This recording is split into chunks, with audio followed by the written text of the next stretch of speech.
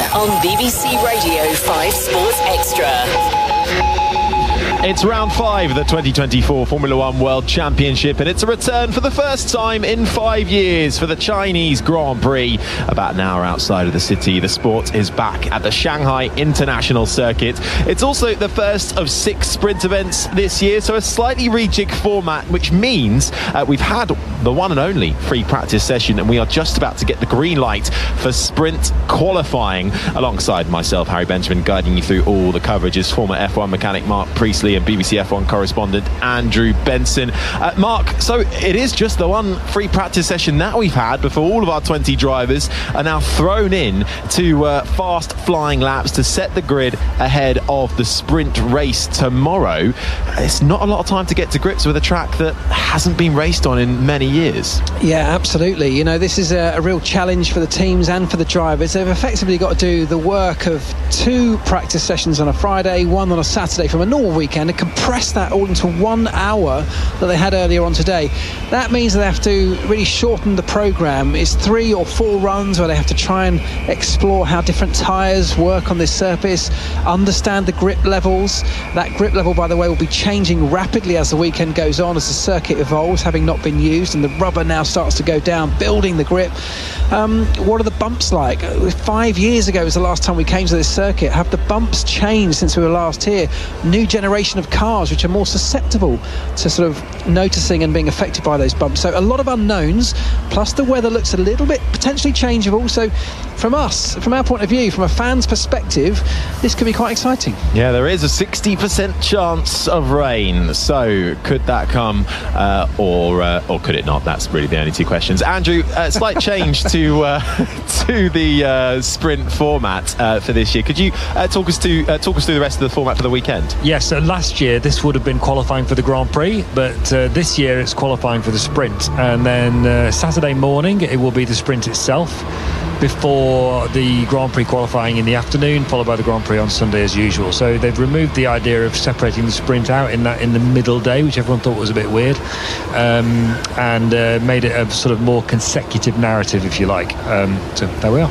And there's a change to the Parc Fermé rules as well, right? Yes, I always forget that bit, don't I? So now in last year, the cars would already be locked in their specification at this point.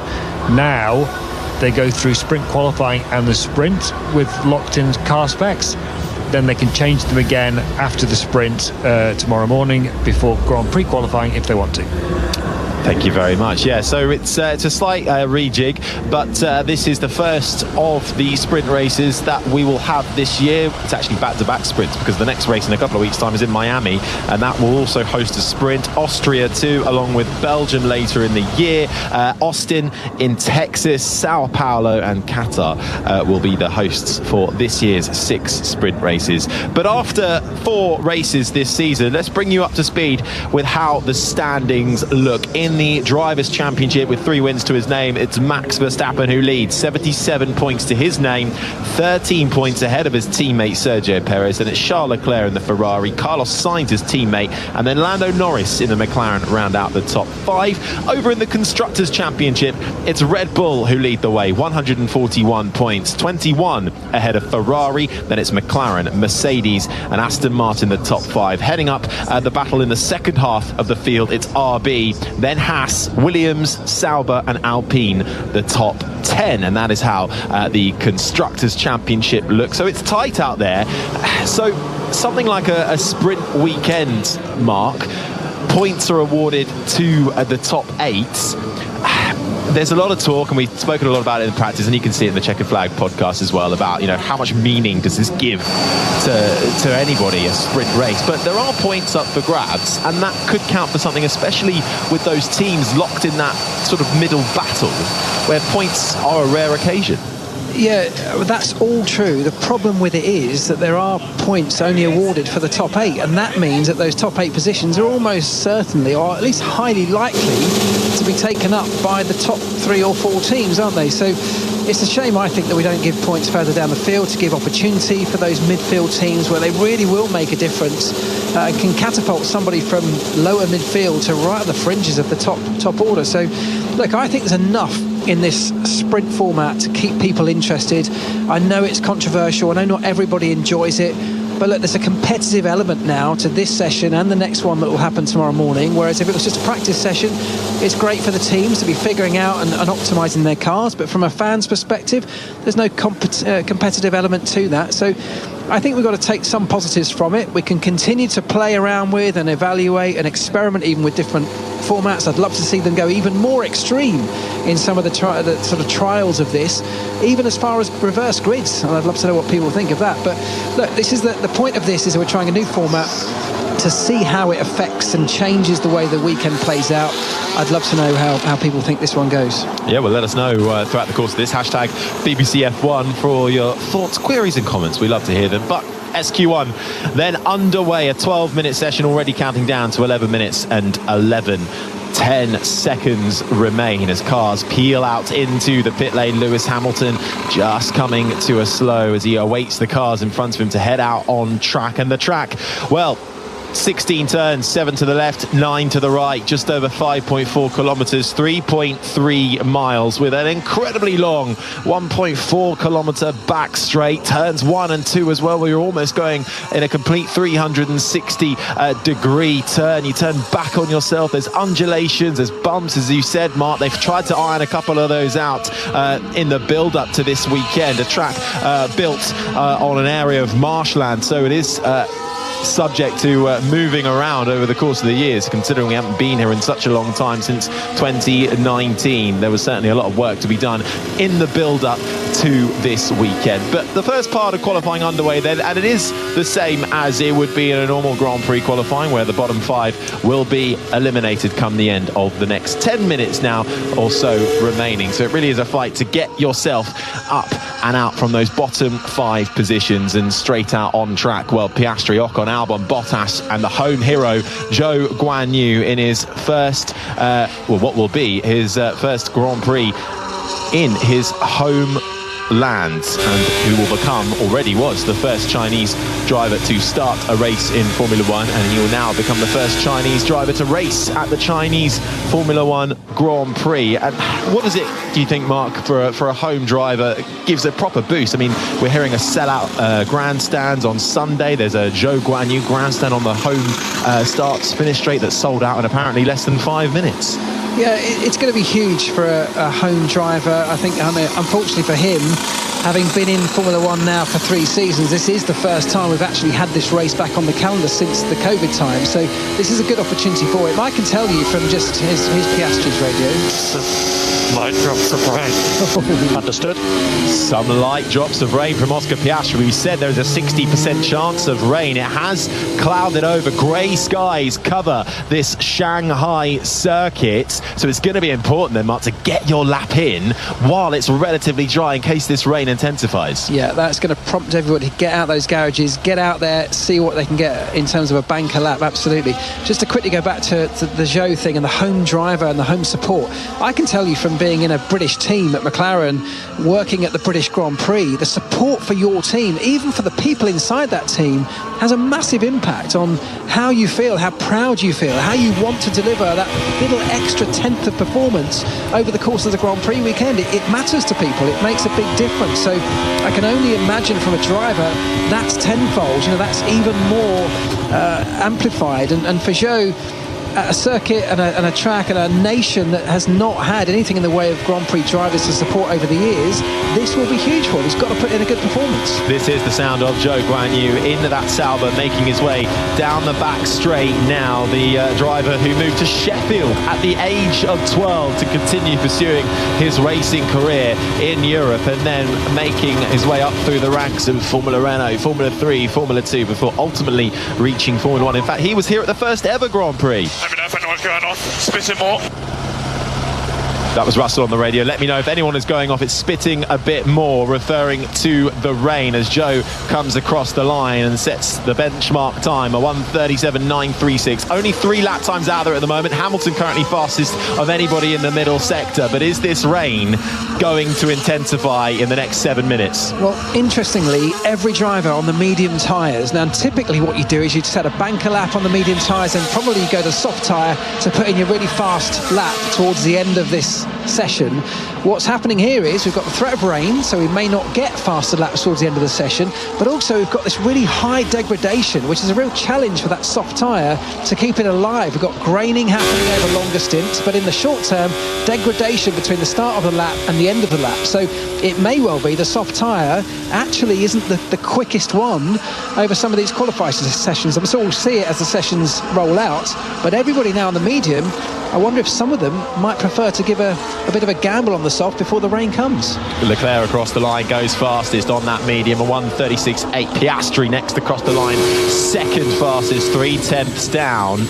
We're looking really to see who can get themselves out of the bottom five in this first SQ1 session. It is the bottom five drivers that are eliminated as we set the grid for the sprint race, the 100-kilometre dash, which will be occurring on Saturday morning. So this is all to do with the sprint. Nothing at the moment is going towards the main Grand Prix itself. That is all still to come. Norris crosses the line 0.04 of a second slower than Leclerc, who still has that top time, but Alonso is out there, fastest of anybody in the first sector. Verstappen, fastest of anybody in the middle sector. Stroll's on a fairly decent lap as well, and the Aston Martin, which took upgrades last time out on both cars, Stroll struggling with those upgrades. Alonso faring much better, but have things clicked slightly more this time around for Stroll in these early stages. Alonso across the line with DRS as well, goes fastest by 0.03 of a second, but we spoke about it in practice as well, Mark. Track evolution is going to be so key here. Well, in a dry situation, the track would just continue to get quicker and quicker and quicker the more rubber that goes down, as Verstappen goes almost half a second quicker than Alonso at the top of the timesheets. But if that rain is going to intensify, we don't know whether it is, it's very light spitting rain at the moment. It may be that it doesn't really impact the rest of the session too much, but it's certainly not going to make it quicker. So we might get this slight balance between the track evolving and rubber going down, as even Perez now goes quicker. So it is getting faster and faster, isn't it? And that would be what you'd expect. We just got to keep an eye on that rain. 5 minutes to go, just like that already. It's Perez fastest, 3/10 clear of his teammate Verstappen. Alonso, Leclerc, Norris, the top five. Hulkenberg, Stroll, Piastri, Hamilton, Ricciardo, the top 10. Magnussen, Bottas, Gasly, Sainz and Zhou, the top 15. At risk at the moment in that elimination zone is Albon, Russell, Ocon, Sargent and Tsunoda, all at risk. So need to get a quicker lap time on the board in the next 5 minutes. Mate, Gasly impeded me. Yeah, understood. That's Logan Sargent on the radio. That was coming round onto the back straight. This is the sound of Sargent on board, and as he comes out, he's on the racing line, and Gasly in the Alpine is in front of him, and it does look like Gasly is just kind of sitting there on the racing line, impeding Sargent. So we'll see if race control take a look at that one. I just got a glimpse, I don't know if you saw that, of a weather radar shot, and it did look like a lot more rain heading towards the circuit. I have to say, a large sort of cloudy patch of rain which is on a trajectory for the circuit. Didn't see the timeline in which time it may or may not hit, but potentially more rain on the way. And just to be clear about the tyre supply, by the way, in the sprint qualifying, it's different rules to normal qualifying. You have to use the medium tyre in both the first and second sessions. That's true, yeah. And then the soft tyre in the final session. So it's actually sort of ironic, isn't it? Because it sort of reduces an element of randomness in a situation where they're trying to introduce an element of randomness. But there you are. It's one of the contradictions of the sprint for you. Excellent. 3.5 minutes left of this SQ1 session. Worth noting as well, tyres as a whole, normally you're given 13 sets across the weekend. Because it's a sprint weekend, that gets reduced to 12 sets overall. Carlos Sainz in the Ferrari needs to get a good lap in. Best Grand Prix qualifying here of 8th. Back then, though, last time we were here, he was racing for McLaren. Now, in a Ferrari, crosses the line, and this sprint qualifying goes 3rd fastest. So the early benchmark, perhaps as expected, is the Red Bull.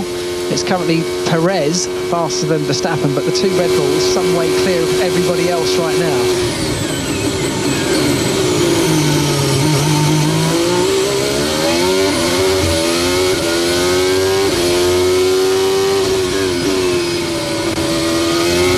Formula 1 returns to China for the first time in 5 years. We're underway in sprint qualifying. It's a sprint weekend, the first of 6 this year. We'll go for the sprint race tomorrow, 100-kilometre dash. That's Saturday morning. So right now we're setting the grid for the sprint. The Grand Prix is as usual on Sunday, but there's a lot of home support for the home driver, Zhou Guanyu, racing for Sauber. But it is looking like Max Verstappen and Red Bull will be the man to beat. But as we're qualifying, there is light drops of rain coming down, which could shake up the order for the sprint.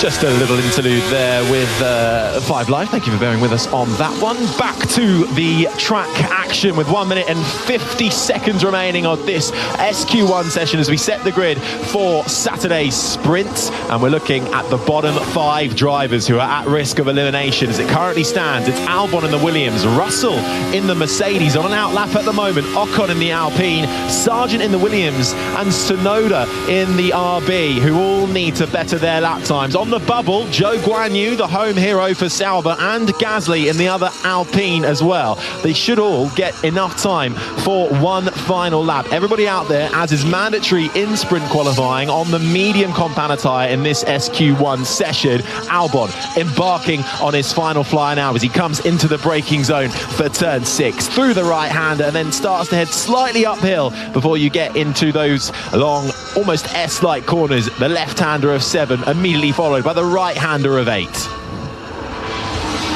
Yeah, interesting stuff from Williams. They really are a team under pressure, not only just to get results on track, but to keep those cars out of the wall. Massive repair bills building up in the first 4 races of this season that will really hamper their progress in a cost-capped era of Formula 1. They need to be aware of that one.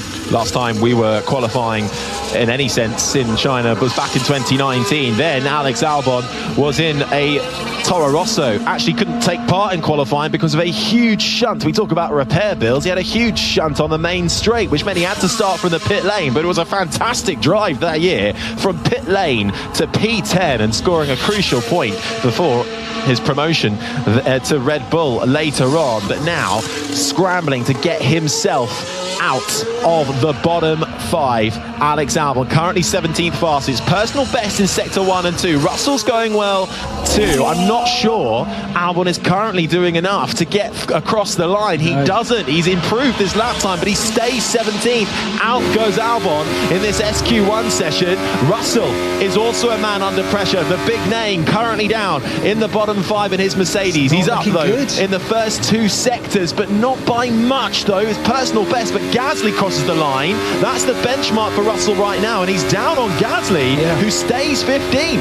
Yeah, this is a real sign of Mercedes' performance at the moment, struggling to get out of the bottom 5. Russell coming down the long back straight, and it really is a very long straight. It really rewards aerodynamic efficiency. Big braking into the hairpin of turn 14, turns it into the right-hander, early on the power as you can, running right out wide, and it's a little blast down to the final corner. A fast left-hander, easy to run wide. He's out on the curb, goes across the line. Let's see what he can do. Russell. Just about. Nice, up to P12. He's just behind his teammate. Still not massively encouraging. Hamilton, next one to come across the line, goes 10th.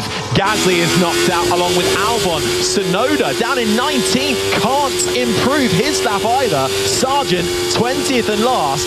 Nice lap from the Haas driver of Kevin Magnussen. Gets himself up into 10th. That puts Zhou Guanyu down.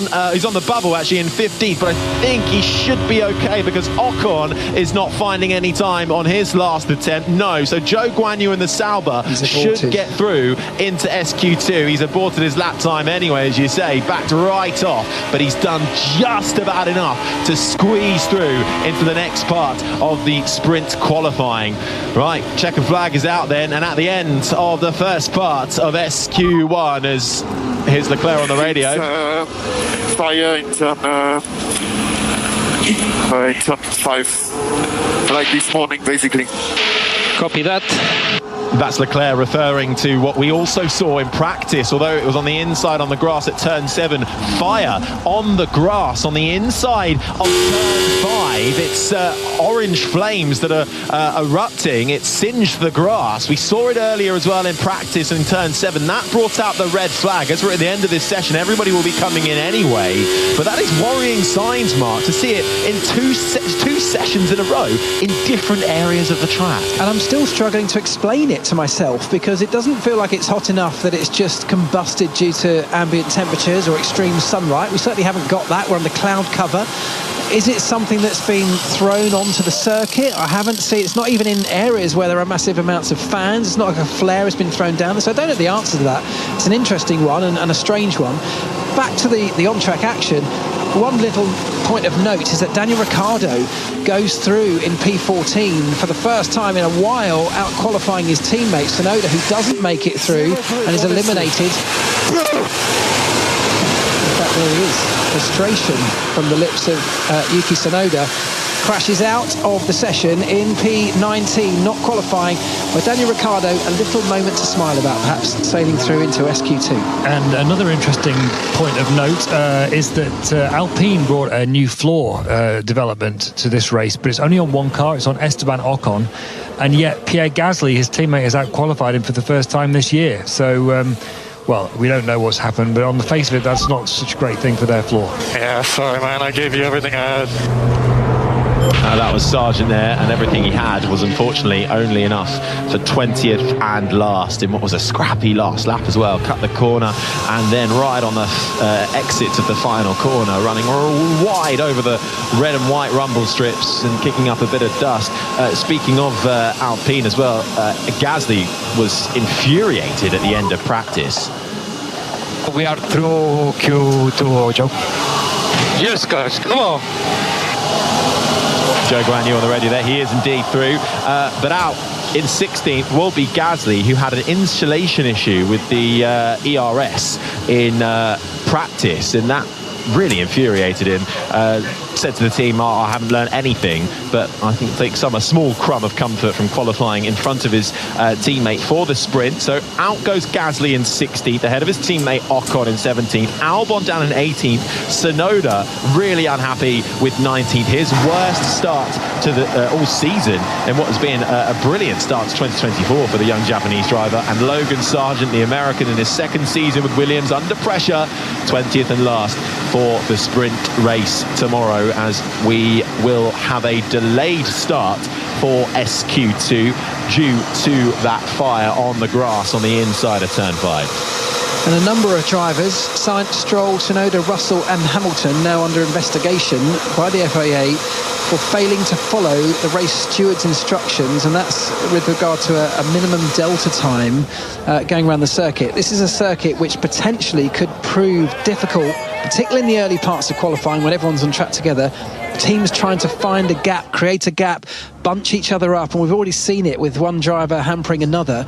So the race director denotes in his pre-race notes a delta time by which all drivers must follow. So effectively, you can't go really slowly to back everybody else up. You have to stay within a time of a prescribed lap time. You can't be too much slower than that, otherwise you'll be sent to the stewards, and that looks like that's exactly what's happened. Grandstands packed out for the first time in China since 2019. A lot of home fans supporting Joe Guan Yu, but also a lot of Formula One fans just pleased to have the pinnacle of motorsport back in the country. So out then of that first session goes Gasly, Ocon, Albon, Tsunoda, Sargent. We will then move into SQ2, where the next slowest 5 drivers will be eliminated. But come the end of that first session, well, Mark, it was advantage Sergio Perez. Yeah, good stuff from Red Bull. I mean, it looks like, you know, normal service resumed to some extent. One question mark over Red Bull coming into this circuit was the graining, which we expect to happen on a circuit that's really punishing, particularly on the front tyres around these very long duration high-speed corners. Was that graining going to hamper a team like Red Bull, perhaps more so than a team like Ferrari? Back in Melbourne in Australia, that was something that really got in the way of Red Bull's progress, and we saw a a kind of race weekend for them that was not only curtailed by Max Verstappen dropping out of the race very early on, but actually in terms of their performance, they were a bit lost and struggling to some extent. So that was going to be a question mark coming into this. Early signs are that they seem to be on top of it already, and that things are looking good. So Red Bull looking good. Decent lap from Lando Norris to pop himself just behind Perez in second.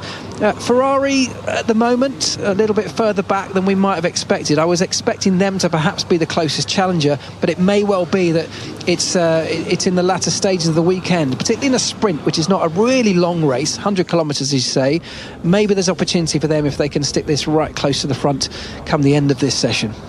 The wet weather gear is going on in the grandstands. The fans are putting on their raincoats and rain protectors. We're hearing rain in the next 15 minutes or so, and SQ2 will start at 15:54 local time. So in a few minutes time we'll get back underway with rain imminence, more rain imminence. Who knows, perhaps potential for more outbreaks of fire on the circuit in a curious case of that happening in FP1 and again here in sprint qualifying.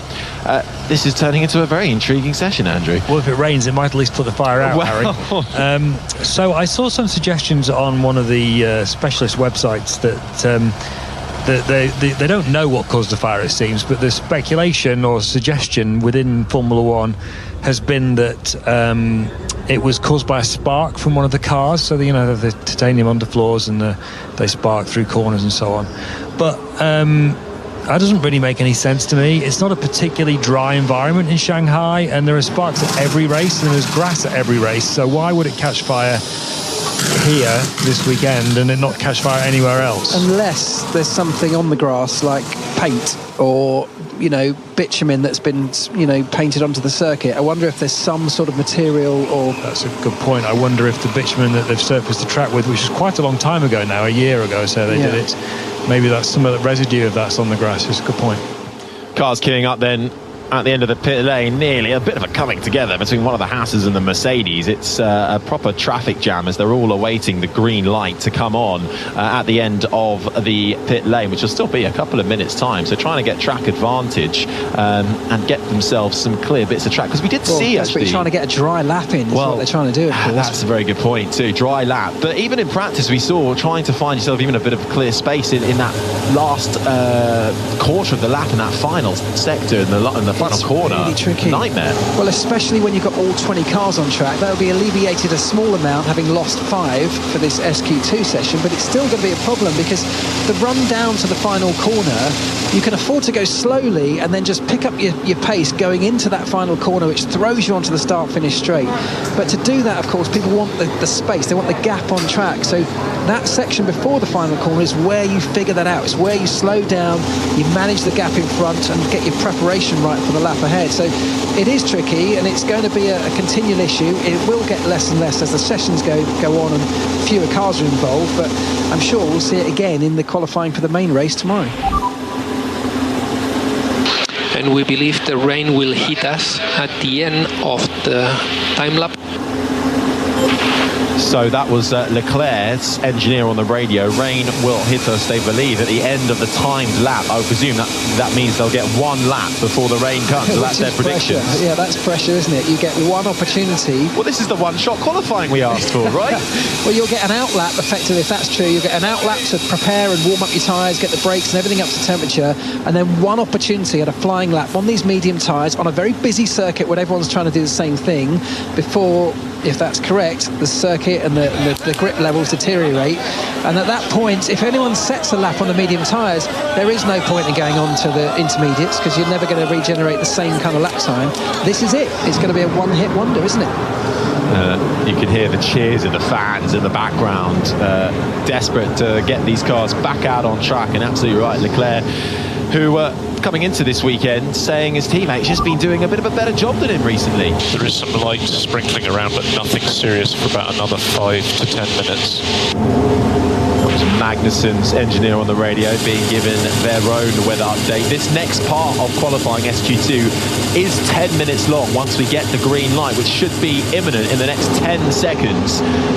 that green light will come on at the end of the pit lane, and it will be a fight to get out of the pit lane, get yourself some clear track, and get that lap in before any kind of rain comes down. Even if it doesn't, they're going to want that banker lap just to buy them that time, to give them that security. And what can often happen in these kind of moments is obviously the pressure's high, everybody has to be on track together. There's a very high chance of someone getting it wrong, someone making a mistake, bringing out a yellow flag, which of course takes that opportunity away from anyone that sits behind them. Potentially red flags even if it's worse than that. So people now jostling for position in the pit lane, desperate not to be caught out of the back of this train, because that of course limits your opportunity to get space on track.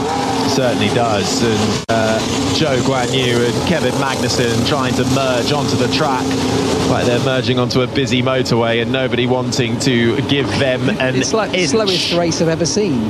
They're at pit lane speeds but jostling for position. It's hilarious. It is close quarters. They crawling out of the pit lane. It's too wide between Zhou Guanyu and the RB to the left-hand side of him. That's Daniel Ricciardo, the sole remaining RB. They're going out 2 by 2, and then it's the Ferrari of Charles Leclerc in front, just trying to slow them right down because he wants clear space in front of him. Zhou muscles his way in front of Ricciardo, but there is rain starting to come down on the circuit. Last out looked like it was George Russell in that gaggle. Verstappen still not even out of his garage yet. And it may seem strange that they're going slowly out of the pit lane when we're talking about this race against time for the rain coming, but for everything I just mentioned about these race director notes and keeping to a minimum delta time, you don't want to be right behind another car, so they're trying to stay in the pit lane before they enter the actual racetrack proper, build the gap in the pit lane. That's why they don't want to rush out behind everybody else, then get onto the circuit in a gap and deliver lap time before this predicted rain comes down. So that's what we're trying to achieve here. McLaren at the head of the field then. They got out first. Norris in front of Piastri, who have a lot of empty track in front of them. Here is Norris. It could be that this lap is the one that matters. Lando Norris then being told that this is the one that counts, and as he starts his flying lap, Sergio Perez in the Red Bull comes out of the pit lane. It doesn't affect Norris, who slides through turn 1 almost 360 degrees. You come back at yourself through the banked right-hander of turn 1 before you're then swinging it in left and going back on yourself onto the throttle, up the slight hill, over the crest, through the right-hand kink of turn 5, and then the first proper heavy braking zone going into the right-hander of turn 6. Neat and tidy in the first couple of corners for Lando Norris, but if this is the one that counts, he's going to have to pick up the speed and make sure that he can hold on to a decent position at a track where McLaren were not too optimistic coming into this season, because long corners, Mark, are not their friend at the moment. No, long and particularly high-speed corners. It really rewards aerodynamic efficiency, this track. You need the downforce, but you also need to be able to look after your tyres, and it's got a very long back straight, where if you don't have that efficiency and you've had to wind on downforce to give you the grip, you're going to lose out massively along the straight. So it's a massive compromise, as they all are. We'll actually see how Lando does here. Big old twitch coming through the middle sector of the lap. Yeah, coming round the banked right-hander of turn 13, the front end just twitching on the McLaren, and then that feeds out to the DRS zone, down the long 1.4 kilometres straight before you hit the braking zone, down through the gears, into the right-hander, full focus on how much traction you can get out. Then one final corner, the left-hander, 90 degree again, slightly banked, that brings you out onto the main straight, across the line for Lando Norris in the lap that could be the one that counts if the rain intensifies. It's a 1:36.0. It's immediately bettered by Oscar Piastri, who comes across the line and sets a 1:35.8. So Piastri with a better lap time than his teammate in these early stages. 6 minutes remain. The threat of rain is overhead. Magnussen slots into third. This is the sound of Carlos Sainz in the Ferrari, making his way through the final corner now. Sainz through the left-hander, up into 5th gear, up to 6th, across the line for the Spaniard, 3rd fastest. Yeah, so that's a genuine like-for-like pace. The Ferrari not able to match the McLaren, which is slightly surprising to me. So both McLarens currently sitting 1 and 2. It's almost slightly nonchalant from Red Bull. They sat in the garage when everyone else was desperate to get on circuit. They waited and waited. They've either got a very good weather prediction here that says they've got a little bit more time than everyone else, in which case the circuit can evolve, a bit more rubber go down, and they will hit it at its fastest time, or they're going to get caught out. Leclerc, though, has just gone fastest, a 1:35.7 for the Monegasque, 10th clear of Piastri. Verstappen is out there, and as you say, they waited. He's fastest of anybody in the middle sector. Russell across the line in the Mercedes is only good enough for 8th. He's slower than Zhou Guanyu in the Sauber. Hamilton does do a better lap, but it's only enough for 7th. A reminder, this is SQ2. We're qualifying for the sprint race on Saturday, and the bottom 5, the slowest drivers in this session, will be eliminated. Everybody down from 11th to 15th spot as Verstappen gets himself and up into his usual spot of P1. A 10th clear, a 1:35.6. Where does his teammate come across the line? Only 3rd fastest. The 2 Red Bulls split by the Ferrari of Leclerc with 4.5 minutes remaining. Well, the most interesting thing about that is how close it is. Just a 10th between Verstappen and Leclerc in the Ferrari in second. Perez just a 10th behind him. And rain expected in less than 3 minutes. Bottas's engineer Alex Chan telling him that rain is expected in less than 3 minutes' time. Well, everybody then has got their banker lap in, but in that elimination zone, it's Russell in the Mercedes at risk, Magnussen, Hülkenberg, Ricciardo and Stroll, with rain imminent. And you know what, that could be it, because they can't do 2 flying laps one after the other. They have to do a cool down lap to get temperatures back under control, to recharge the battery before potentially going again. If that rain does hit in less than a minute's time, there's no time for anybody to get one more flying lap in. So let's see, let's keep an eye on it. But if a circuit deteriorates very quickly over the next few minutes, we could be looking at our SQ2 finishing order as things stand. Piastri and Norris, the 2 McLarens, were first out onto the track. They have immediately come back into the pits. Indeed, everybody now following them. Alonso, Magnussen, Hülkenberg, Ricciardo, Stroll, all now coming into the pits. Is that it then for this SQ2 session? If the rain is coming, there's bits of blue sky, it seems, peeking through from the grey clouds. But we know weather can change in China very quickly. But once again, though, it is Max Verstappen, almost regardless of what's going on around him, can always just wait that little bit longer than everybody else. He's not driven by those external extenuating circumstances. He can just put in the lap when it counts. But Russell is going to go again in his Mercedes. His first lap wasn't good enough. Yeah. He was down in 11th. That is the cut-off point. He has to improve and get inside the top 10 to progress through to the final part of qualifying. But right now, he's well off the pace, and he's backed right off. You can see the rain pouring down at certain parts of the track, and there's no way on a slick tyre, which is what they're all on right now, that anyone's going to improve on a lap time here. So I think that's going to be it. 2.5 minutes on the clock, but I don't think we'll see anybody else coming out now, unless it's just to get a little bit of information. Yeah, Magnussen was trying it. The 2 Hasses with Hülkenberg too were trying it, but they'll all have to come to a crawl. And we can see on the camera angles we're given that the rain is coming down, and Russell is just tentatively making his way around now through the left-hander of turn 11, which brings you through that long right-hander before you're back onto the back straight. There is an argument to say that with 2 minutes left to go, it might be worth, if you're sat in the garage now, throwing on a set of inters, maybe just getting out there. We've had such limited practice sessions that it might be worth, there might be something to learn, whether it's about the tyres, whether it's about your car. There might be something worth gathering from a data and a learning perspective with one final run, but it also might be worth just saving the car in treacherous conditions and not risking. I was going to say, you could do that, or you might be giving your mechanics a long evening all of a sudden. There's a lot of runoff here in China, but it's certainly, I don't think anybody is going to make their way back out. Cheers, though, from the Zhou Guanyu grandstand, which is opposite the Sauber garage on the main straight, because the Sauber driver and the Chinese Formula One driver, the first Chinese Formula One driver, has made it through into the top 10, which is absolutely fantastic to see. Indeed, it is 2 Saubers who will qualify for positions in the top 10. That is a massive win for them, because the RBs seem to have fallen off.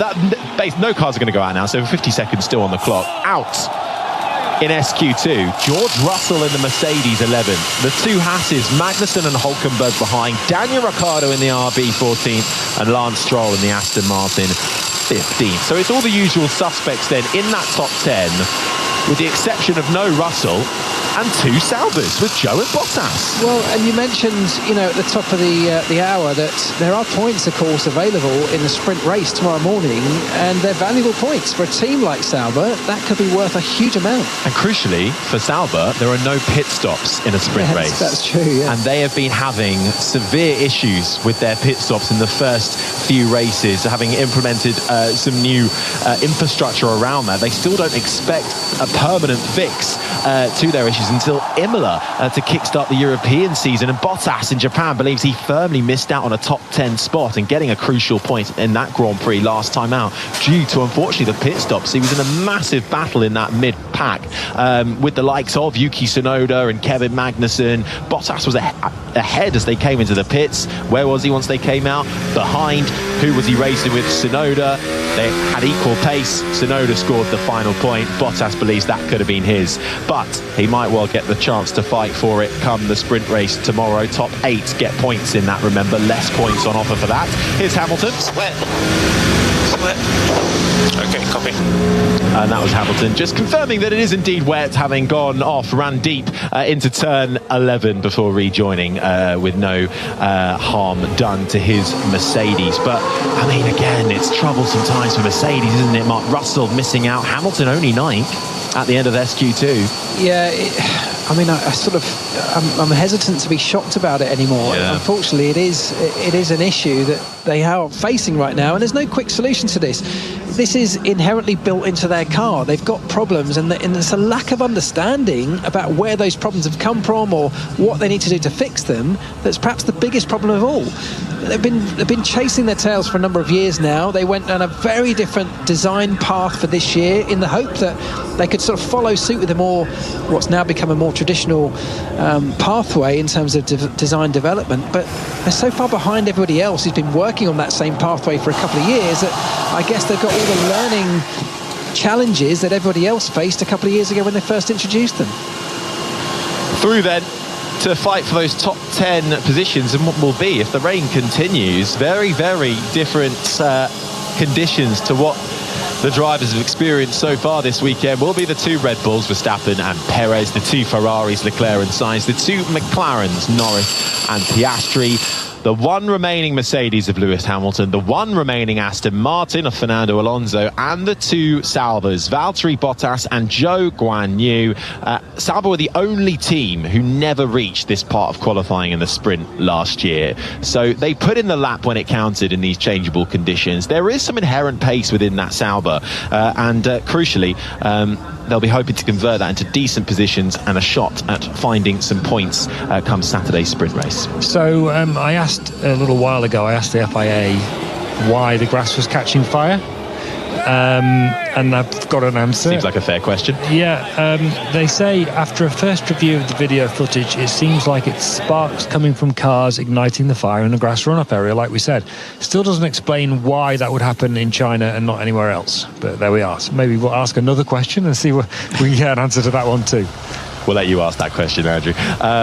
That is the current explanation, but rain is now pouring down across the Shanghai International Circuit. We're about an hour away from the main Shanghai city centre, 5.4 kilometres, 3.3 miles this track, 16 turns, 7 to the left, 9 to the right, Hermann Tilke designed, but we wonder when we'll get SQ3 underway. Hopefully it won't be too long, but the Pacamax are going on, the umbrellas are up for those who are not covered in a undercover grandstand, and it will be most likely at least the intermediates being stuck on. Yeah, and this is where, the teams are now starting to rely on weather data, and, they have a number of sources they can get that from. They can search the internet and use all sorts of different sites like everybody else.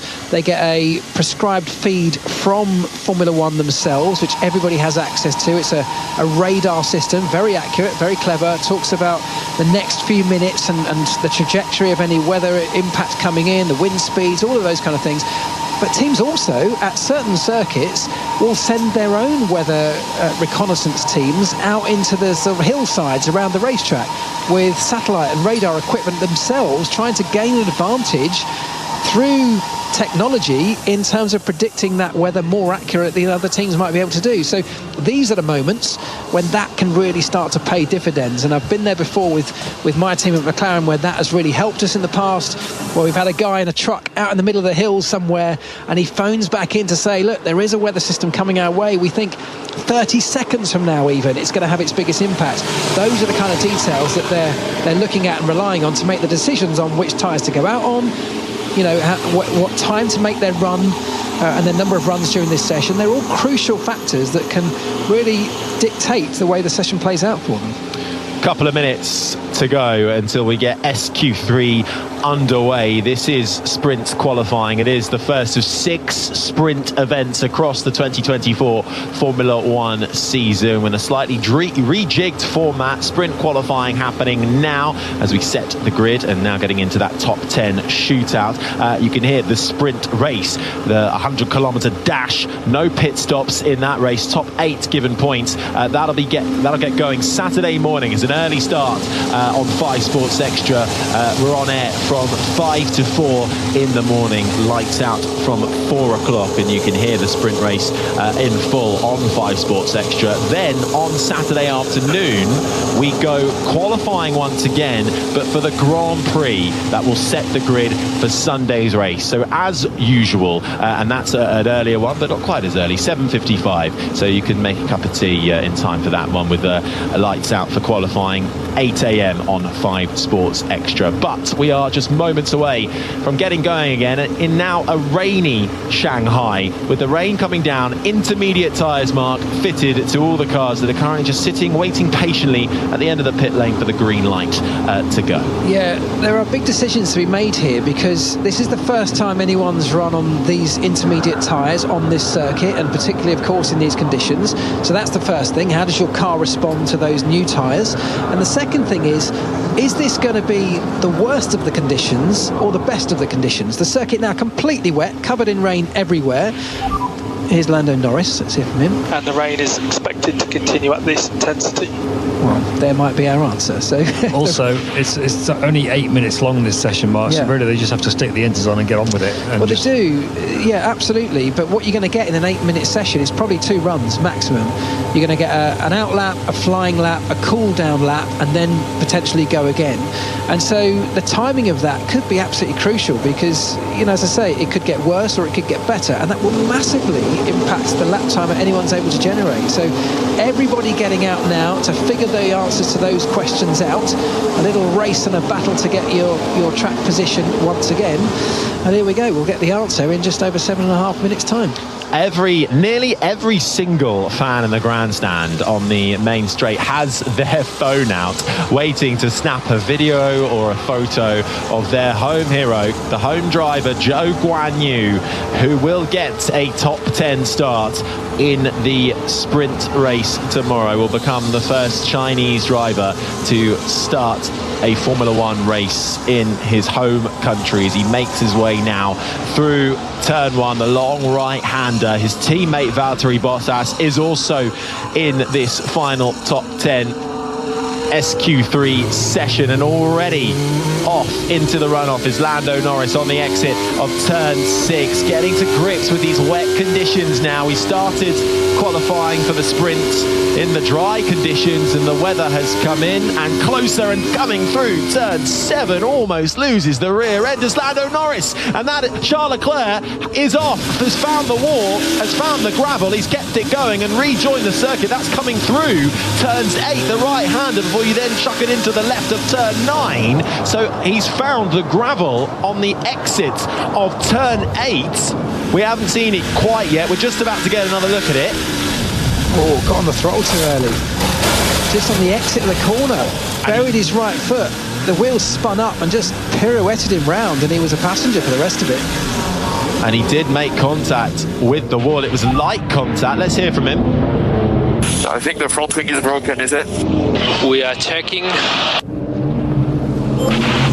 So Ferrari will call him in at the end of this lap, most likely to check over that car. It didn't look too heavy a damage. He lost the front wing end plate on the left-hand side. Well, he also clattered the rear as well, but that looked okay. The problem with this is, as I said before, these are exploratory laps. No one knows what to expect when they jump on the brakes or go through these corners, and some of the corners are really long duration, really high speed, where you have to sort of trust in the aerodynamics of the car, keeping it planted to the racetrack. And this is going into a territory you have no idea what level of grip you're going to have. So that's what Charles Leclerc has just found out, and others are figuring it out now as they start their timed laps. This is the sound of Max Verstappen making his way so tentatively through turn 1. Then you go back on yourself through the left-hander of turn 2. Let's just listen in here.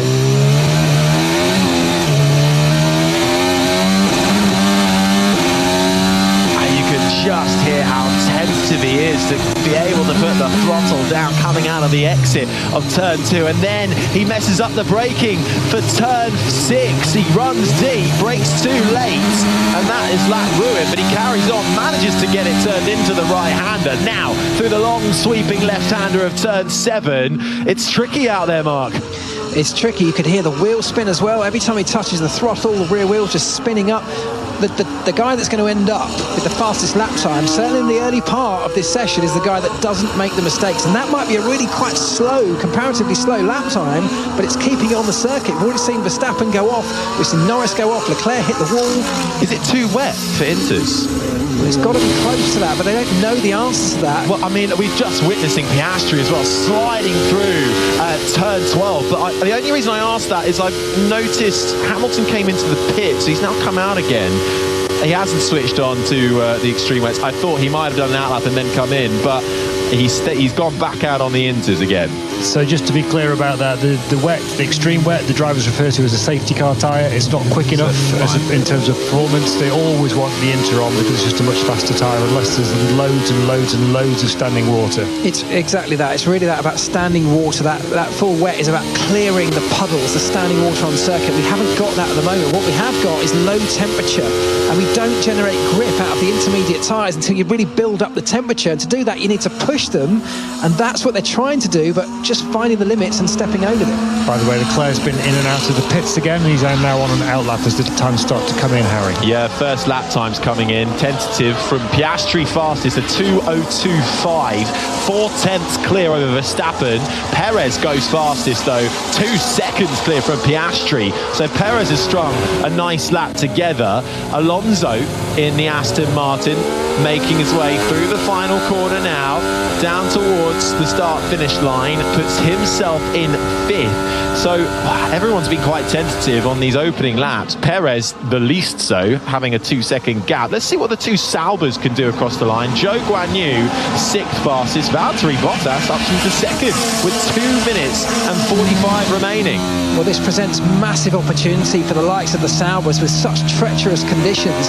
Verstappen's had his lap time deleted for that moment you just talked us through, where he just stepped off track, which seems so incredibly harsh because there's no advantage. But those are the rules. You go across the white line with all 4 of your tyres, your lap time is deleted, and that's what they all need to avoid. They just need to get a lap and get to the checkered flag. They need to get to the end of this lap unscathed to get anything on the board. In fact, Zhou's just had his time deleted as well. Tragic. Let's see, he will get time to do it, but rally style round the right-hander of turn 12 for Verstappen, the rear end kicking out. He controls the slide. That leads him on to the back straight. Rain coming off the rear end, spray coming off the rear end of that Red Bull as he makes his way towards the braking zone for turn 14. The track looks really slippery. I think maybe it's that bitumen surfacing that they put on a year or so ago that the drivers were all talking about, referring it to as looking as if the track had been painted yesterday. It does look like the drivers are really struggling for grip, much more even than normally in wet conditions. Norris, fastest of anybody in the first and second sectors. One more corner to go for Max Verstappen, but he can't get it turned in. He goes straight off through the gravel, rejoins the track, crosses the line. It's enough for 4th, but he'll have his lap time deleted. Yeah. And Norris was going so quick as well, but round the final corner, he runs off into the gravel, loses a huge chunk of time. He still goes second fastest, but again, that lap time might well be deleted. It's Perez who's in prime position right now to take the sprint race pole, but who's behind is going quicker. Alonso is finding time, just needs to keep it neat and tidy. Round the final corner to the line with a minute remaining. Fernando Alonso takes provisional pole for the sprint into 5th. Sainz is on a decent lap. Leclerc back out there after his excursion into the wall on his out lap is coming to the end of his first proper flying lap. All cars out there on that intermediate tyres. The rain comes down over this Shanghai International Circuit as Formula One returns to China for the first time in 5 years. Leclerc across the line. It's third fastest. Alonso currently in prime position. Verstappen can't now set a lap time. Verstappen has run out of time. The only thing he can do is run around without a charged battery, which won't hamper him as much on a wet circuit as it would on a dry circuit. But Hamilton, who's currently 10th, is about to set a lap. If he can keep this one together, Verstappen has run out of time to do it. Piastri's in the final sector. Zhou Guanyu is just coming towards the middle sector now. It's an okay lap from Zhou. It's nothing spectacular. This is the sound of Lewis Hamilton. Personal best from him in sector 1 and sector 2. The man who has the most success around this track takes provisional pole by almost a second for the sprint. And it really is a case of just string a neat and tidy lap together, and last across the line might well deliver you the lap time. Piastri teetering his way towards the final corner. Sainz as well. Lando Norris was finding so much time, but now is out there and losing it left, right and centre. Piastri improves his time, but not his position. Stays in 5th.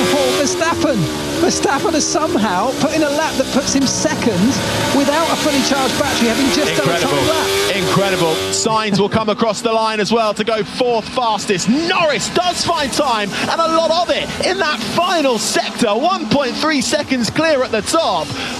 This is going to go right to the wire. Alonso has managed to get another lap time as well. He goes 3rd fastest across the line.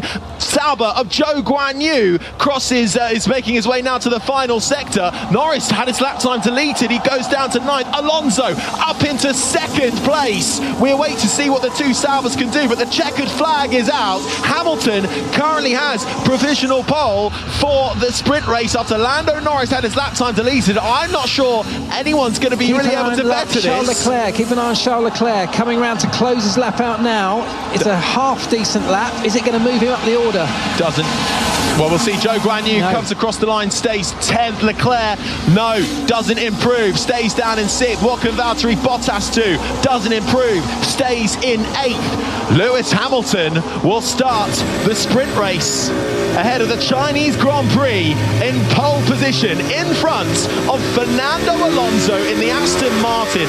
It's Hamilton and Alonso on the front row. Verstappen 3rd, Sainz 4th, Perez the top 5, Leclerc, Piastri, Bottas, Norris and Zhou the top 10. Norris though has just gone back up to the top because his lap time has been reinstated by race control. I've never seen that before. Lando Norris takes pole for the sprint race here in China.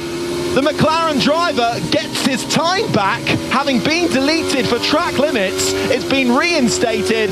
He takes pole for the Chinese sprint race. Well, I can only think they've reviewed the footage, they've looked a little bit closer at the data or at the camera angles they've got and decided that he was just inside the track limits. But that's unbelievable. Let's hear from him. Okay, you're on pole. Well done. Yeah, baby. Beautiful. Recharge on, please. Simply beautiful. You had me worried.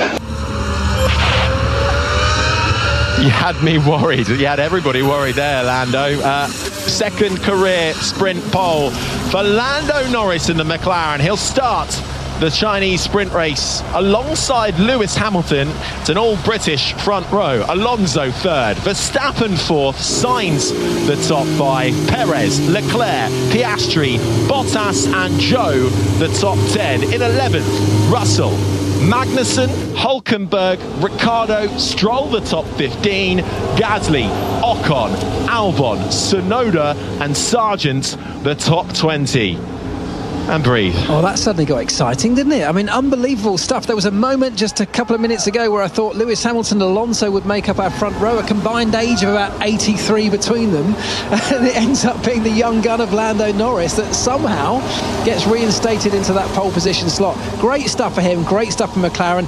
Verstappen, it was a real sign of how in these treacherously wet conditions, it's not horsepower that gets you the lap time, it's keeping the car on the circuit within the white lines. And even without a fully charged battery, that's 160 horsepower that he was down. It didn't make a difference, and he was still able to put in a representative lap time. So 4th place for him will be a decent place to start, and definitely enough to move forward and make up places in tomorrow's sprint.